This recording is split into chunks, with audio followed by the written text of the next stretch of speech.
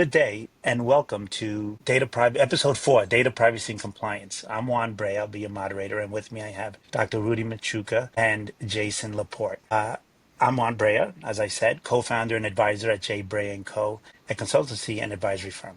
I'm a business advisor and former COO with 20 years leading experience in finance operations across corporate, nonprofit, and entrepreneurial ventures. From scaling a national nonprofit to building a $40 million attraction in Times Square, I help organizations execute with precision, drive growth, and build systems that scale. Dr. Rudy Machuca is a senior technology executive with extensive expertise in information governance, cybersecurity, and knowledge management, currently serving as a senior director of technology at the National Urban League in New York. He leads his enterprise digital transformation initiatives while championing technology equity for underserved communities. Dr. Machuca has consistently delivered strategic technological solutions that enhance operational efficiency while ensuring data security and compliance. He holds a Doctor of Science in Cybersecurity from Marymount University and complemented by an MS in cybersecurity from Fordham University and an MBA in technology management. Jason Laporte, Jason's professional journey is deeply rooted in the commitment to leveraging technology and organizational growth with over 2 decades of honed expertise in information technology, cybersecurity, and his mission is to guide customers in embracing technological innovations that align with their strategic goals. Jason is currently serving as Chief Technology Officer and Chief Information Officer at Power Consulting Group, where he continues to have a profound impact on my apologies. He has received many awards for his great work, and we are both beyond honored to have him with us today to share his wealth of knowledge. Thanks so much, Jason, that you can make it. And Rudy, of course, welcome back. It's great having you. And let's delve into data privacy and compliance, specifically as it relates to AI and nonprofits, and even some obviously for-profits as well, because they're interrelated. So, Jason, I'll let you lead. Data privacy and compliance is a very large topic. What are some of the regulations affecting this area for nonprofits and for-profits? Because I think they cross over each other. Example, data privacy laws and their impact, like GDPR, HIPAA, PCI, DSS, etc. Hey, Juan, thanks for having me. That's a great question. There are quite a few laws and regulations that guide not-for-profits, not because they're not-for-profits generally, but because of the information they store. So GDPR, HIPAA, PCI, as you mentioned, these are laws that govern the type of information you have, whether you're not-for-profit or a for-profit. And a lot of not-for-profits, because of their mission, store crucial PI information, birthdays, social security numbers, contact information, health records. And so they have to be, like any other organization that stores that, have to be aware of the different laws and privacy data acts that govern the storage and use of that data. And for the most part, over the years, not-for-profits have become accustomed to these laws as they've been enacted and how to handle them internally and with their data. However, AI has opened up a new frontier for how that data has to be handled. Previously, they stored it and they give broad access to their internal employees or to different departments to access that data, not realizing that with AI, it can be filtered down very quickly. So any kind of mismanagement of permissions could very quickly sprawl out of control because a malicious employee or someone irresponsible can very quickly get access to a lot of data without having to do a lot of digging. The other problem that comes up a lot in AI is great for not-for-profits. It has a lot of upside. However, public AI, which is a lot of what people are using, ChatGPTs and the Bards of the world, these public things where you go onto a website and you just dump data in, you take that PII, that protected data, and you put it on these public-facing websites, completely innocently asking it to give you information about it. But you've now released that data into the wild, breaking all of those compliance regulations, not even realizing you're doing it. You're not sending it to a person or releasing it to another organization, or not realizing you are, but you are. You're putting it right out in the public knowledge. That's true. Rudy, do you have anything to add to that? No, I think that's Jason. I think that was great. A great opening statement. Most people do forget the fact that AI is very easy to use, but they don't understand how that's a direct breach of their cybersecurity and compliance regulations for any company, especially if you're using a public AI toolkit. I mean, like Jason said, you put the information out there and it's out for the world to use. And there's no way to control it and there's no way to bring it back. So, I mean, right off the bat, you've breached your own environment and you've broken your own regulations. So, education, which Juan, you've heard me say this all the time.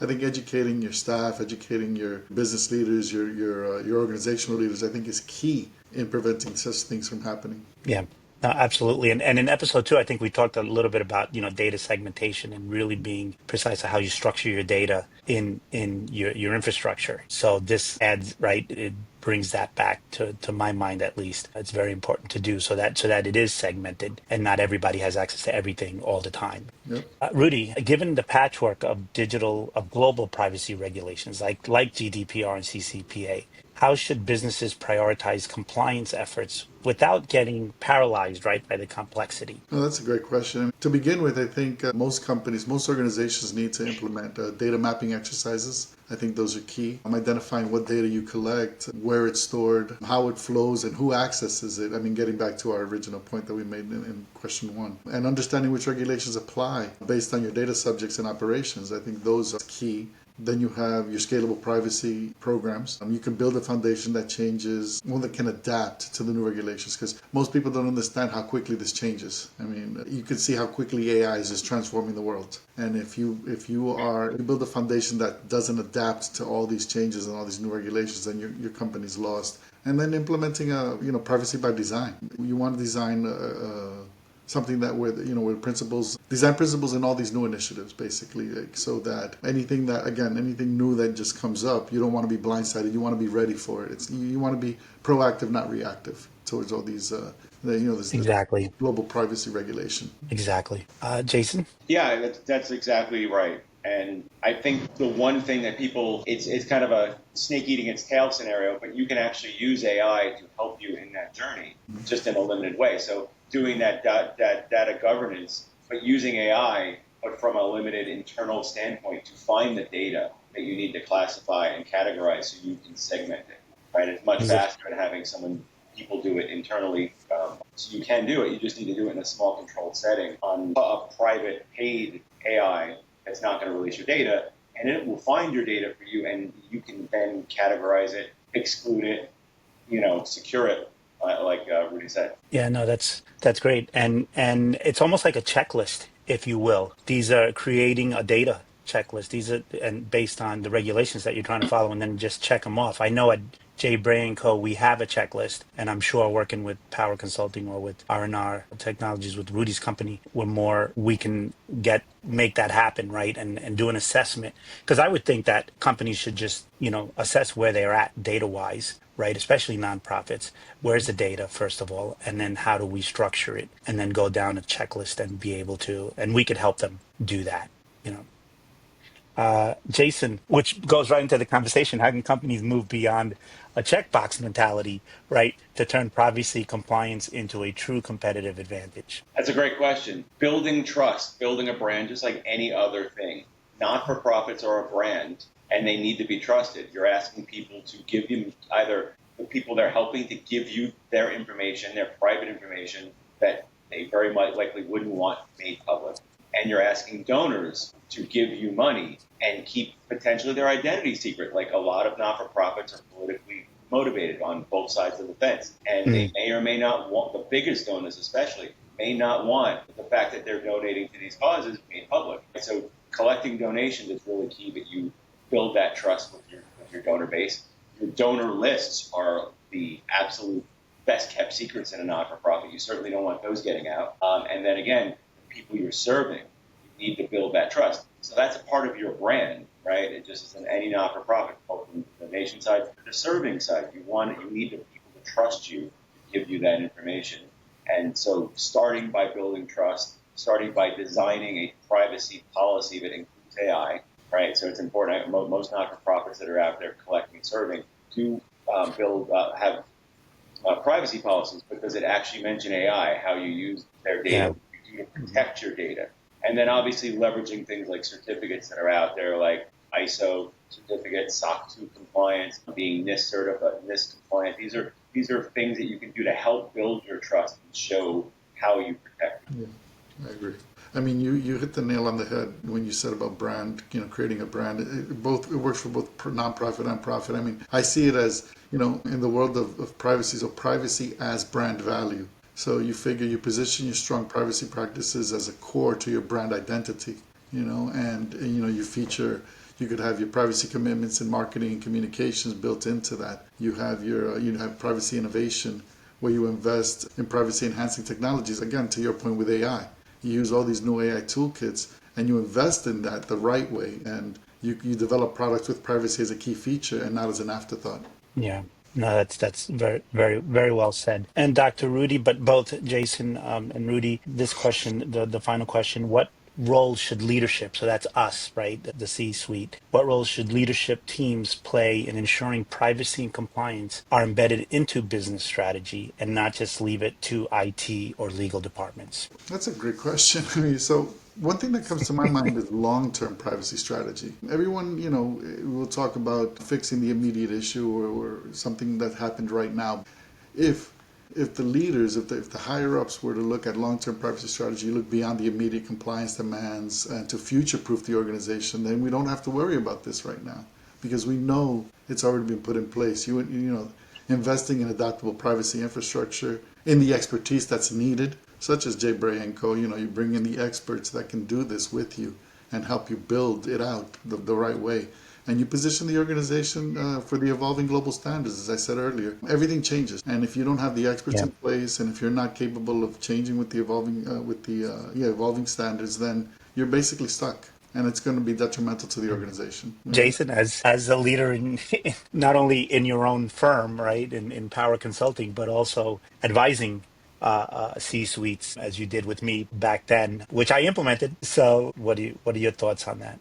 Absolutely. So you need to set this tone from the top, right? If you just leave compliance in any IT infrastructure, whether it's data privacy, AI, to the IT guys, they're going to do what works for the IT department. And also, if the company doesn't see it as a priority from the C-suite, they're not going to make it a priority. People will just make it a checkbox.